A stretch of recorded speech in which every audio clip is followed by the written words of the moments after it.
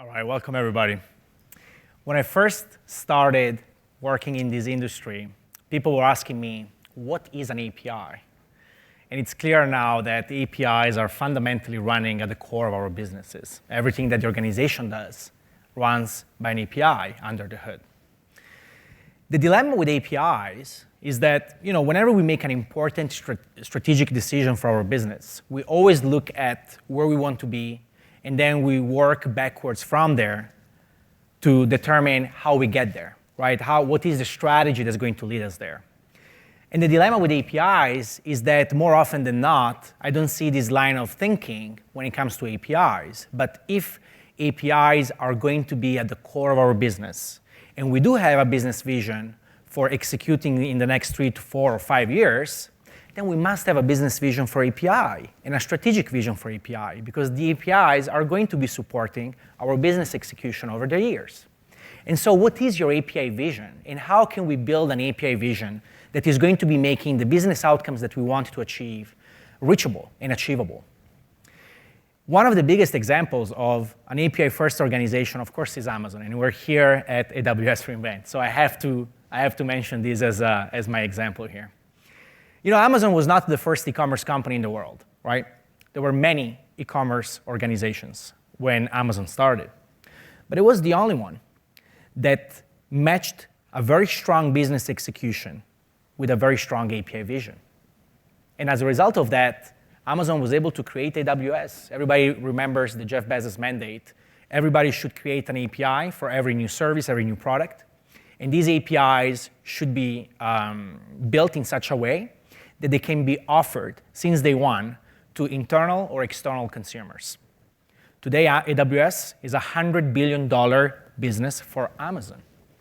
This is the importance of having a strong API vision and then executing on it to be able to build the future of our organization. In order to fully understand the topic today, cloud migration, we have to also touch on the journey of APIs within our organizations.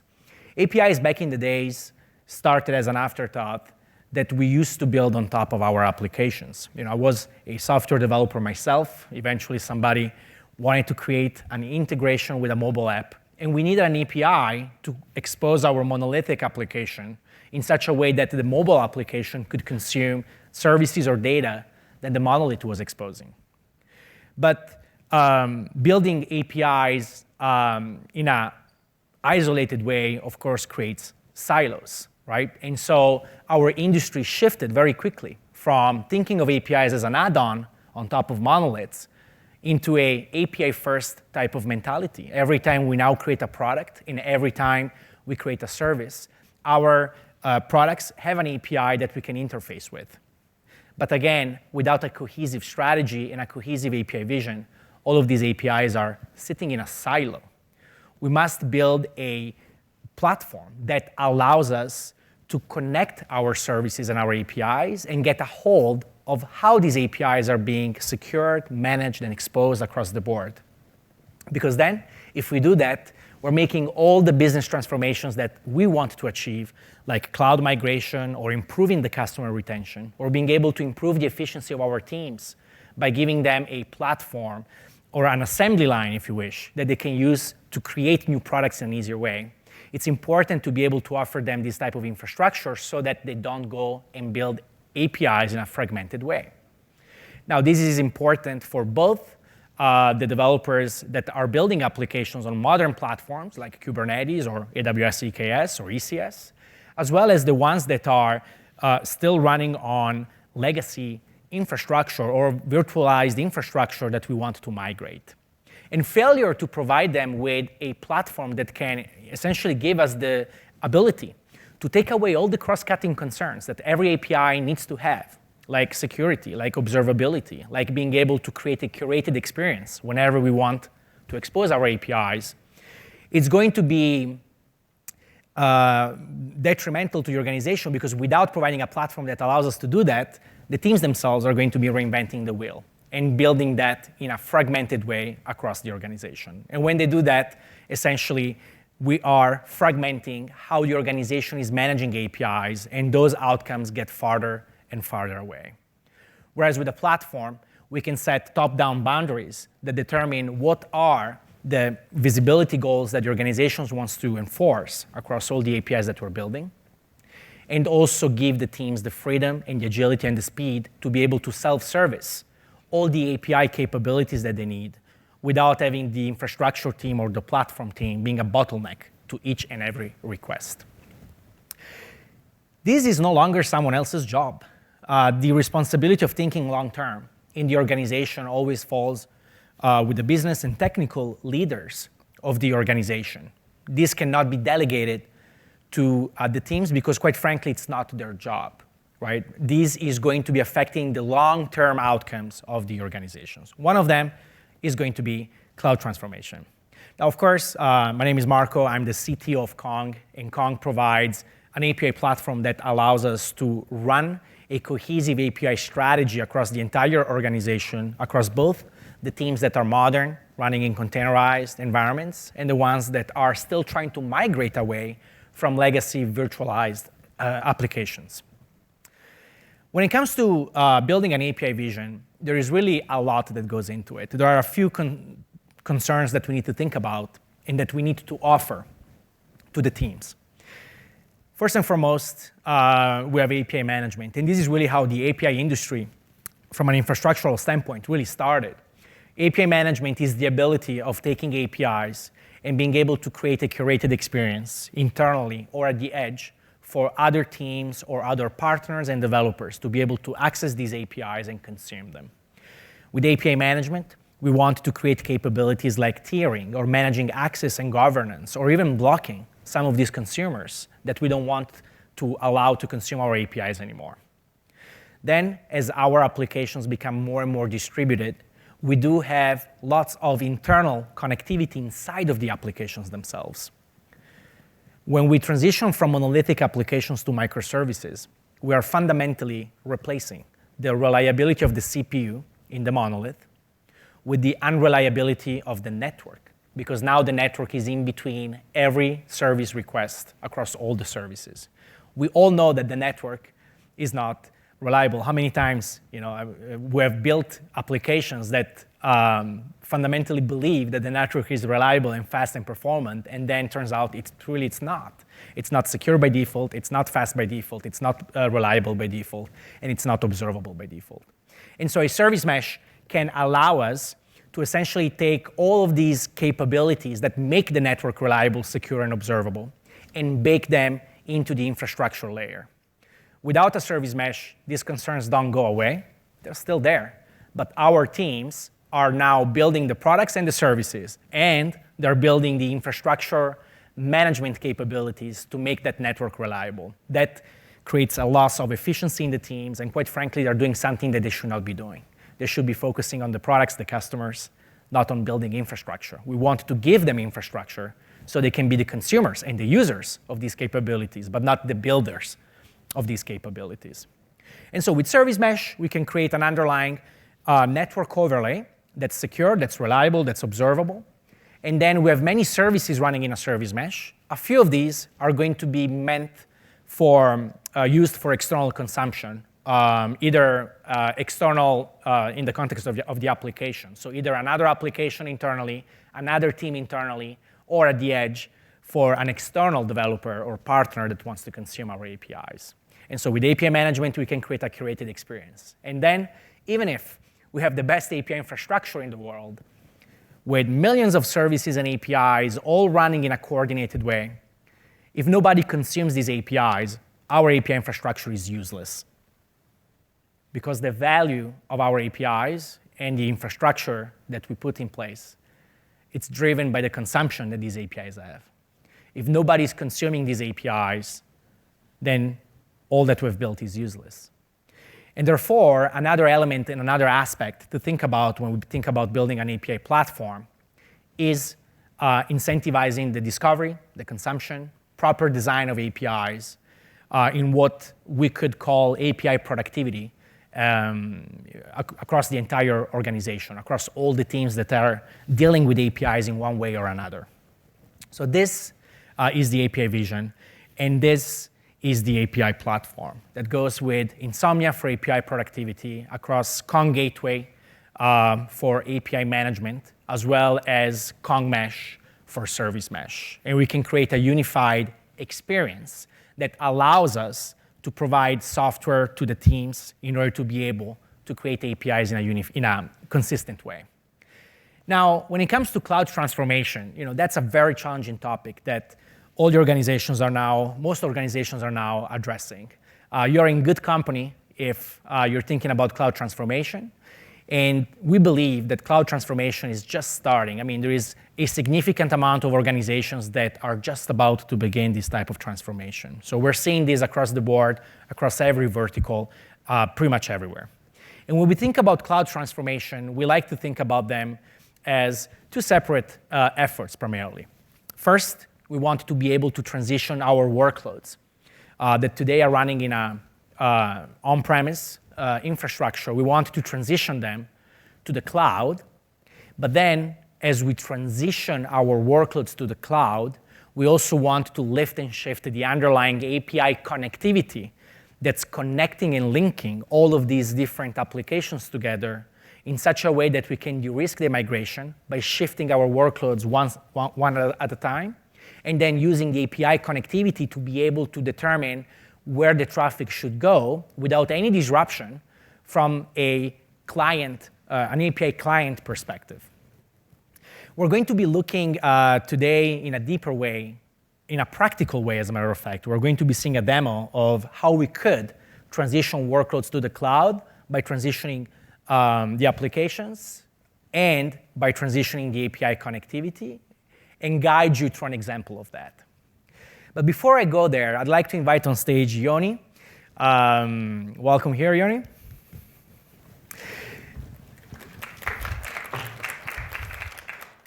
Of course, Yoni, you know something about cloud transformation, so I'll let you introduce yourself, the organization that you work with, and then we'll chat about that.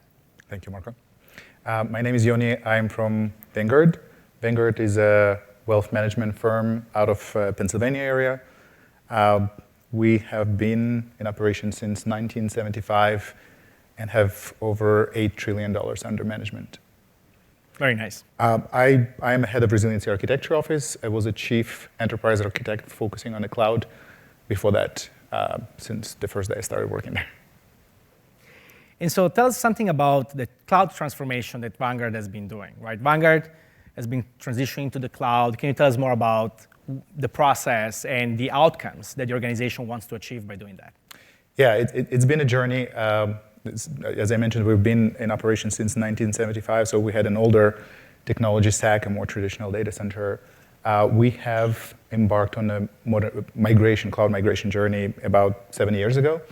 It's still ongoing, but we have moved a lot into the cloud. I think we are anywhere between 70 and 80% of critical workloads are running out of AWS. Using native technologies in AWS, a lot of serverless. We started with ECS at the time, so we have a lot of container workloads running in ECS. We've done some very interesting experiments and kind of pushed the boundary of ECS to understand what it can do. We are embracing EKS as well, and obviously Lambda for serverless, and variety of data stores. So basically all in on AWS, but we still have a fair amount of data center footprint. And why did Vanguard start this migration to the cloud? I think delivering value faster. One of our cares, delivering value to customers faster, cheaper, and more reliably. And I think cloud is a medium that enables you to kind of accomplish all those three things. So you may know a thing or two about migrating to the cloud, or any lesson that you think anybody in the audience who's approaching this type of migration should know. I think in general it's like the modernization, right? Like that's cloud migration is part of this.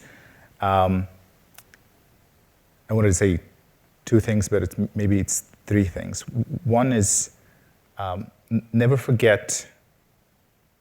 Once you modernize something, remember to decommission what was left behind, right? Kind of like get rid of the long tail stuff. Two, don't forget to modernize the people. The processes, upskilling of technology. We have a lot of crew, we call them our employees, that have been managing stuff in a data center. We need to allow them to upskill themselves for the age of the cloud. And it's not just here's technology, it's a mindset shift and kind of like the way you're thinking about stuff. Actually, let's double click on this because it's a very interesting topic. Sure. We always talk about technology, right? And that's really 50% to your point. That's 50% of the migration. How do you change the mindset of people to think in a different way? It is not easy. I think we're still trying to figure out how to do it well. It has to be a pull and push model. So somehow within the organization, an environment must be created that has the training material available for people when they're ready to consume it, but there's also some encouragement for them to want to consume it. And there are variety of ways to do it. We're still figuring out which one is the best. So lots of patience, right? A lot of patience, and I think the two things need to happen together. So you can't, have a smaller team kind of migrate certain things into the cloud and then hope, okay, now the rest will follow. I think the things need to happen in parallel. And so tell us a little bit more about how you have been using Kong's technology to do this migration. Yeah, we started looking at Kong as part of our identity stack modernization. We were looking for what we call an identity proxy, something that could enable a transformation of credential claims into the interior of the stack without exposing too much. We looked at a variety of technologies. Kong definitely fit the bill well, and it wasn't necessarily the core vision that you have, maybe perhaps for the API gateway. It fit in this bill, and then once we started using Kong, the gateway, we realized that there's a lot of potential for different things that it could do. I think when you and I talked, I kind of call it a patty. It's a construction patty that you can use in a lot of places. And when you're doing modernization, you're kind of like in this in-between way, right? Like, so you need something that understands modern and translates to less so. And then, the outer interface does not change, but the inner will transform further. And Kong, it runs on top of, built on top of Nginx perhaps, right? So it's extremely performant. It can run in a container, so we are running our stacks in ECS, the data plane, I'm sorry. So I think now we have 3 major use cases for the gateway, and obviously the mesh as well. We're looking at and partnering on developing it further. Very well. Anything else you would like to add? No. Okay, fantastic. Thank you, Yoni. Thank you.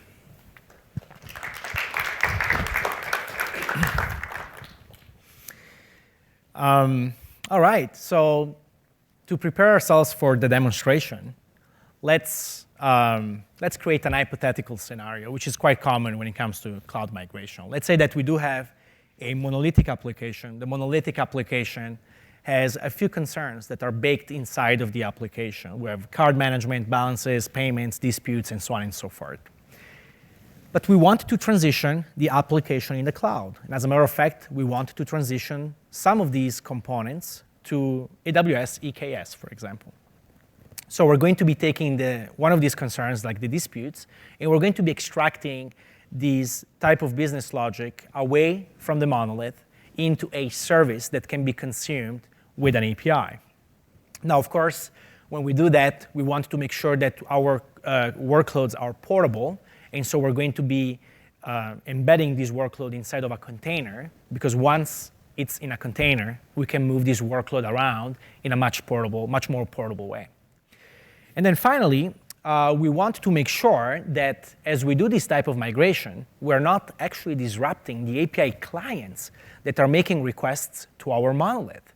From an API client standpoint, the consumer doesn't need to know that this migration is happening. As a matter of fact, one of the most challenging tasks in making this type of cloud migrations is to make sure that the uptime is not being disrupted in our business, in our applications.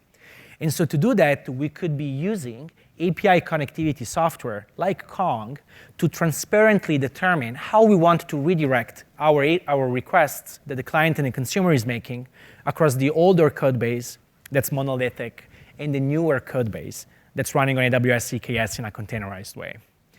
But instead of watching it on slides like this, I'd like to invite Andrew on stage because we can see a live demonstration of these migration. Welcome, Andrew.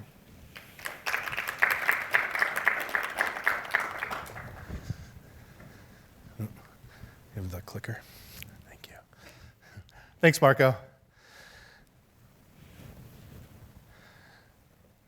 So, as Marco mentioned earlier, these kinds of transformation projects present a lot of technical challenges. We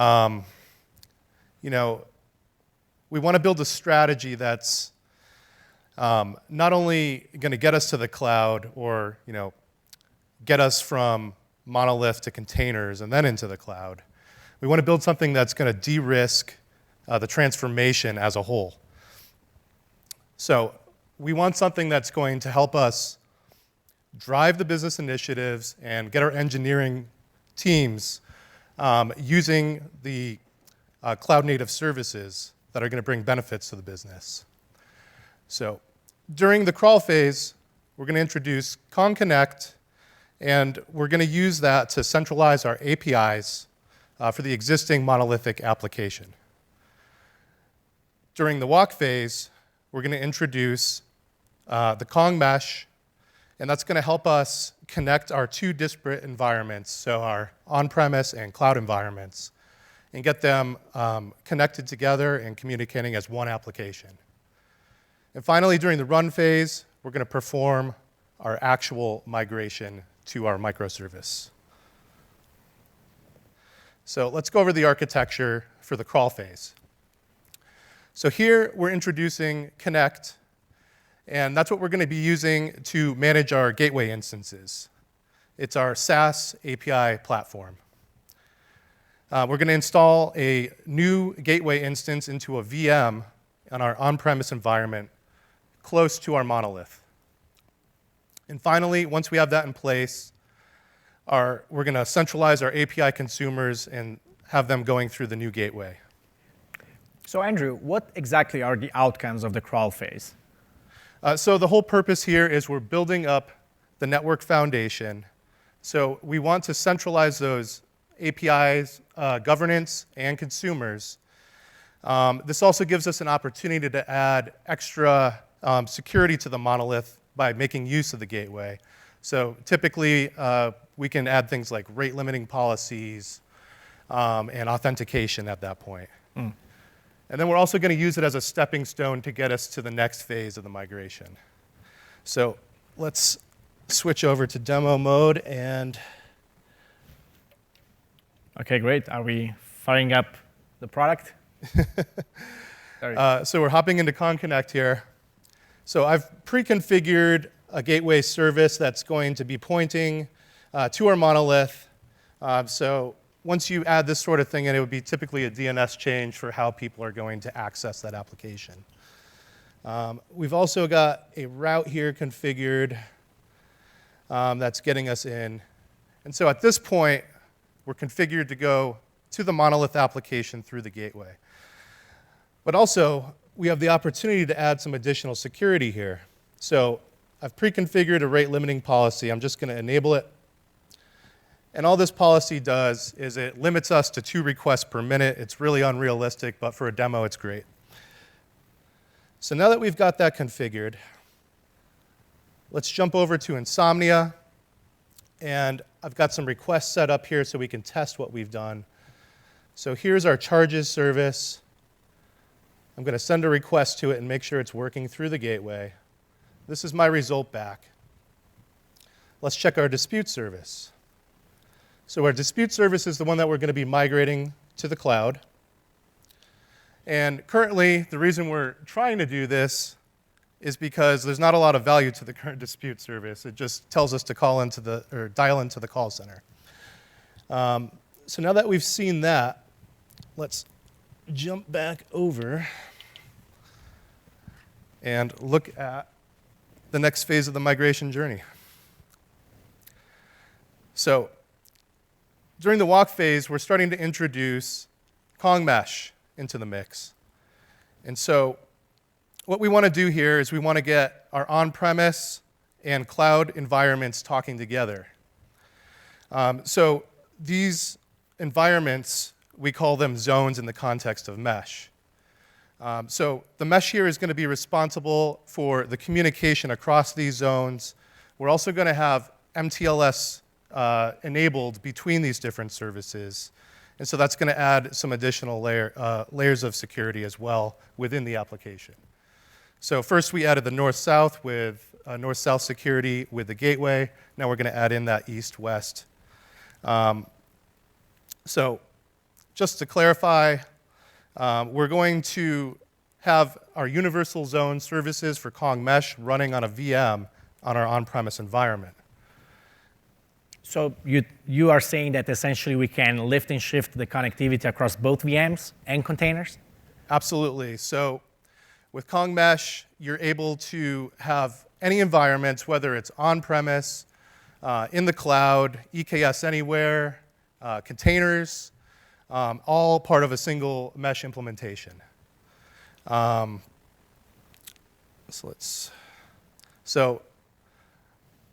Once we have our zones in place, we need to deploy our sidecar proxies.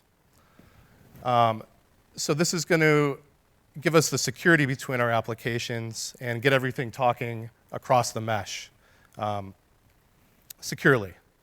Yeah, so this is implemented via zero trust security. So the mesh Exactly. will be in charge of issuing identities, right, to each sidecar in an automated way. Absolutely, yes. Kong Mesh will be handling the actual provisioning of those. Mm-hmm.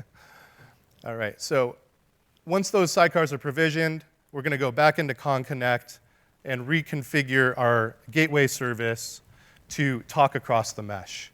So let's hop over and do that.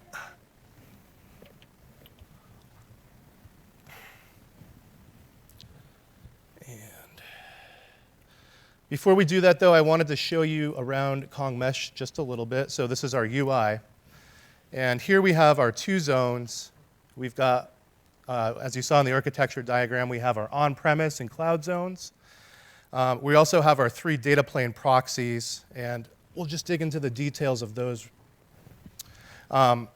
So here you can see we have our microservice. This is going to be our new dispute service running in EKS. In the cloud, of course. We have our Kong gateway running on-premise, and we have our monolith application running on-premise. So the next thing we're going to do is go into Kong Connect. Now, typically, I would just reconfigure this service, but for the demo purposes, we're just going to create a new one so you can see what that looks like.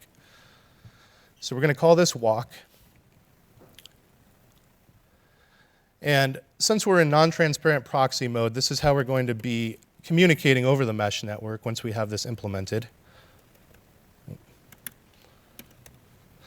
And we're going to give it the same old path. Save that. And now that we've created the service, we need to also create a route.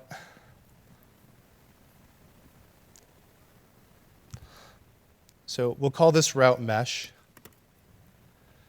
And we're going to give it a path of mesh. And we're also going to give it a get method. And save that. Now that we have that, we're all set to test. So at this point, there's not going to be any changes to the application. However, we are going to have that secure communication between the gateway and the monolith at this point. So let's go ahead and test that out. So here you can see we have that new mesh path, and this is simply for testing and validation. So let's send a request, and we're getting our charges, responses back as normal. And we're also going to be getting our disputes back as normal. So switching back to the slides. I think the big question at this point is, why do we just do all this work? It's because we want to be able to easily retire different components of the monolith and get them running on a cloud-native technology like Kubernetes and EKS in the cloud.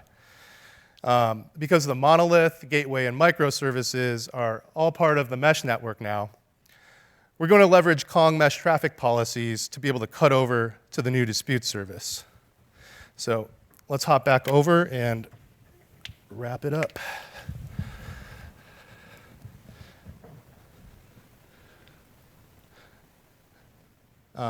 So to do that, we need to log into our Kong mesh global control plane. That's where we're going to make all our changes to the mesh network. So we're going to run a command to apply a traffic control policy. And I have this prepared, and we'll take a look at it in a moment. Whoops. Oh, what happened there? It's because I'm not logged in.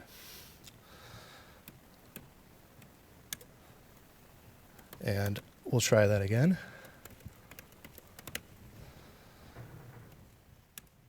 Okay, so I've applied the policy.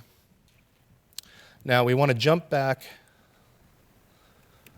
over to our Kong Mesh UI, and we're going to take a look at the traffic policy here. So it was called run, and here it is. And so just to translate this for you, all the traffic that's destined to our current monolith application, if we see it going to our disputes API, we're going to reroute it or rewrite it and send it off to our new microservice on EKS. Everything else that's going to other APIs on that monolith, they're still going to just go right back to that monolith. So let's go ahead and test it out. So we'll jump back into Insomnia. We're going to use the exact same request that we had set up previously. And this time, we get a totally different result because we are now migrated and cut over to our microservice. Now, just to check that our charges service is still functioning as it was before, we're going to go ahead and test it again. Everything's great there. But what if we had an issue during the rollout of our new disputes microservice, and we need to roll back quickly? So we can just simply jump back over to our global control plane, and we're going to delete that traffic route policy.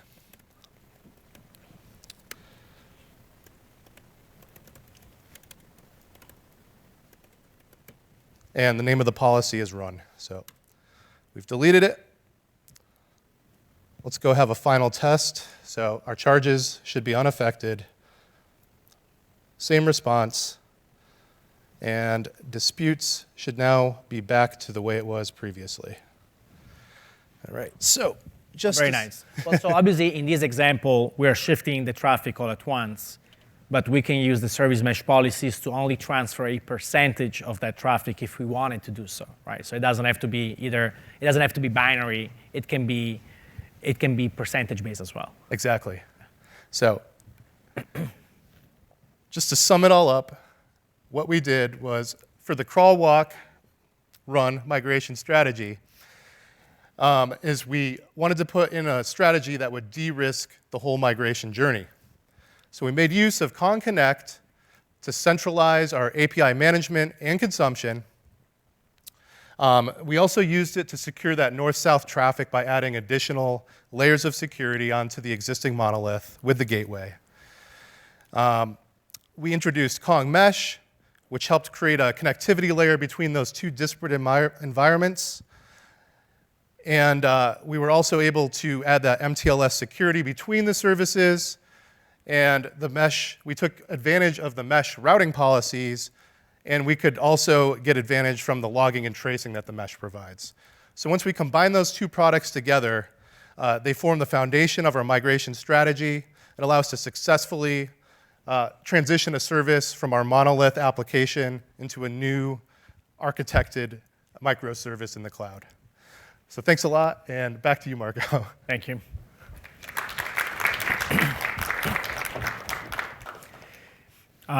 Obviously, having a unified way to be able to do this type of transformations across the organization it's going to be much easier because it's usually not one application that we're trying to migrate, but many of them. And this reconnects with the original statement that I started when I started this presentation, that having a API strategy to determine how this type of outcomes are going to be achieved within the organization, it's something that we need to think of before we actually implement this type of migration, because we don't want to have different teams approaching this type of transformations in different ways. We want to make sure that we can build a playbook that others can replicate rather than letting them create a new playbook every time. And so the importance of having an API platform to do that, it's essential for this type of transformations. In the demonstration that Andrew just gave us, of course, we ran on AWS EKS, but this type of transformations can run on any Kubernetes-compatible product that provides a Kubernetes interface. One of them, of course, is Rosa. Rosa is the managed OpenShift service on top of AWS, which, as we all know, it's built on top of Kubernetes, and that many customers of ours are actually using OpenShift to implement this type of migrations and run their workloads on top of this platform. To learn more about what Rosa can do when it comes to cloud transformations, I'd like to invite Stu on stage so that we can have a nice conversation around this product. Welcome, Stu. Great to see you. All right, so introduce yourself. Yeah, sure. So, hi, my name's Stu Miniman. I'm the Director of Market Insights at Red Hat. I've been with Red Hat for 2 years. I've been at this show a long time. I used to be an analyst and was an analyst and host of theCUBE, so did thousands of interviews. My name drop here is, I interviewed Andy Jassy a few times, know a lot of the executive team, and covered the cloud and cloud native space, and that led me to Red Hat. When was your first reInvent? So I watched the first one online. I came to the second one. This is my 8th in person, and I've watched all of them. So yeah, all right. It's good to be back and seeing so many friends in the community. Okay, very nice. So what is Rosa? Yeah, so Rosa, as you said, is Red Hat OpenShift service on AWS. So what's different, OpenShift, actually, we're celebrating this week 10 years of OpenShift, which is a little ironic because OpenShift is built on Kubernetes, but existed before Kubernetes existed. We have had OpenShift running on AWS for quite a long time. But a year and a half ago, we launched a first-party native offering with AWS. So when I say native, it runs in the console, just like ECS and EKS and the other 200 services. One of the Amazon services just happens to be built jointly with us. And it's awesome. And to be honest, actually, it was one of the things that brought me to Red Hat. Any of us in the cloud and cloud native space, we know that we have to partner really well with Amazon to be able to be successful in the future, and nothing better than jointly working and delivering a solution with Amazon to allow that to happen. Okay, very nice. So actually, for those that may not know what OpenShift is, how would you differentiate OpenShift versus vanilla Kubernetes? Yeah, so great question. We get it all. First of all, everything in OpenShift actually is open source. If you know Red Hat, that's what we do. There's synergies between our companies as to our focus on open source. So first of all, OpenShift is Kubernetes. It is Kubernetes on the inside. Everything we do is upstream. But what Red Hat does is we actually look at the entire cloud native ecosystem out there. There's hundreds of projects out there. We help curate, integrate, and maintain all of those together, and that gives you the OpenShift stack. What's special about Rosa also is it's not just, hey, here's the software, you can run it. That's really been the default for customers. If they didn't build their own, they probably bought from Red Hat in their own data center, especially in those legacy virtual environments, or on bare metal. We've got lots of ways to deploy. But in the cloud, a big shift for us is, hey, do you really want to manage all of that infrastructure? Or, hey, you talked about the API economy. Our customers on Rosa, you never need to manage below the API itself. We have a site reliability engineering team that takes care of that, manages it so that you can focus on what's the important thing. It's your applications. That's what we need to be able to allow customers to focus on. And that's what we do with OpenShift and with all of our partners that sit on top of that. Yeah, and you just mentioned this. Kong and Red Hat have a partnership, as a matter of fact. We're working with mutual customers to make sure that whatever they're doing on OpenShift and APIs is actually successful. So tell us a little bit about how can Rosa help with the cloud transformation. Yeah, well, Marco, I love the demo and Yoni's discussion, because what do we have? The enterprise especially, you have hundreds, if not thousands of applications.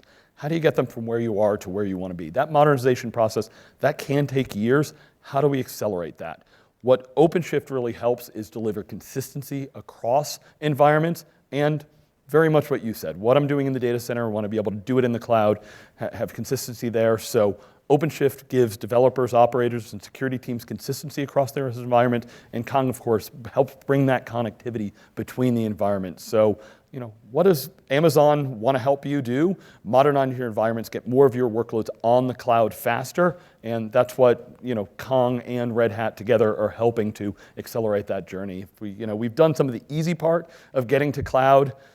There's some work to do to get more applications running, and it's joint solutions, this ecosystem that we're all building to help customers get there faster. That's exactly right. Even because 50% of this job, like we mentioned with Yoni, is actually working together to understand what's the best playbook to enact, and every organization is different. Every organization needs to have a slightly different playbook, just because people are different and processes are different. Such an important piece you said, it's the people and process. My background's networking, which I know a lot of your team is. We all joke, there's the 7 layers, and then it's, layer 8 and 9 is where the problem's in people and politics. Somewhat, when we can give consistency, a developer doesn't have to think as much about, wait, am I still working on the older stuff? Am I working on the new stuff? It's not two worlds. I have IT. I have to manage all of those pieces. We had one of our joint customers really said, why they bought our solution. It's focus on security. They believe in the cloud native architectures that we're doing, and it's not going to be, hey, 100% of my stuff in the cloud tomorrow. I need to live across all of these environments, and our solutions help span those. That's exactly right. That's super important. Yep. Is there anything else you'd like to add on the topic? Yeah, so of course, great resources we have. Red Hat, we want to help in that people and training piece too. So I think leave with learn.openshift.com, has a lot of free resources on them. And one of them is how do I get an application up and running on Rosa really fast and easy. So I think that's a good one for the audience to be able to go to. All right, fantastic. Thank you, Stu. Thank you, Marco.